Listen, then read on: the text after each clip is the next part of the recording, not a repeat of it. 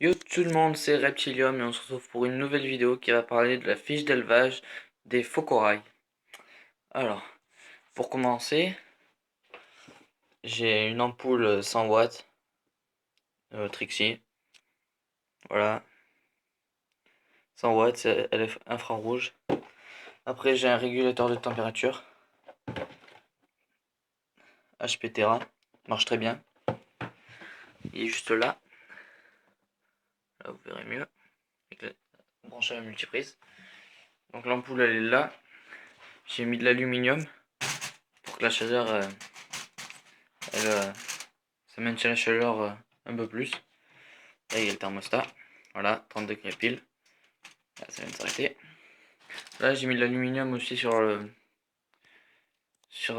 maintien de l'ampoule.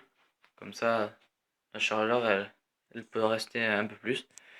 Après, alors j'ai un terrarium qui fait 60 de long, 45 de large et 45 de hauteur. Alors,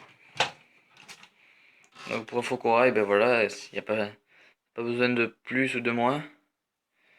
Donc voilà, une petite cachette, euh, des pierres, beaucoup de choses pour qu'il se cache parce que c'est normalement il vit dans les terriers, une gamelle appropriée, une branche d'arbre, voilà, des plantes que vous accrochez sur les vitres avec des ventouses.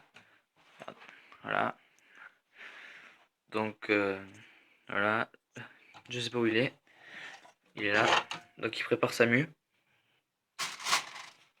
il est là, il est presque adulte, pas encore, ça fait 1 an et demi que je l'ai, et là il prépare sa mue, donc comme vous le voyez, voilà, il s'appelle Nikos, il est tout beau, voilà, je te remets.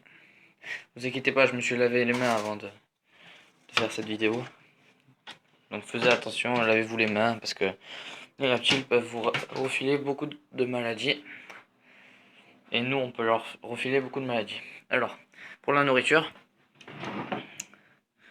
je le nourris avec une pince comme ça, pour éviter qu'il me morde le doigt ou la main. Et je le fais cuire dans cette casserole.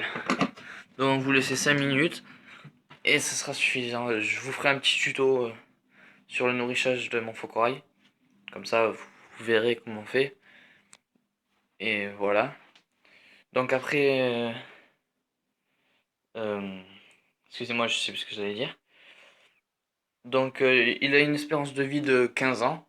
Après, suivant l'espèce, si vous prenez un élaf, ça sera à peu près pareil. Si vous prenez un ricus, ça sera pareil.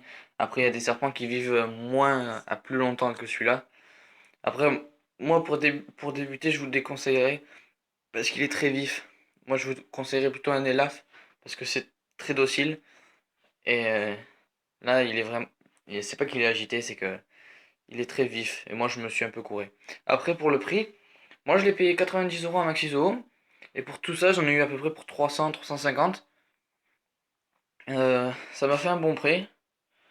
C'est vraiment un gros budget. Mais bon, quand on est passionné de reptiles, c'est c'est le strict minimum.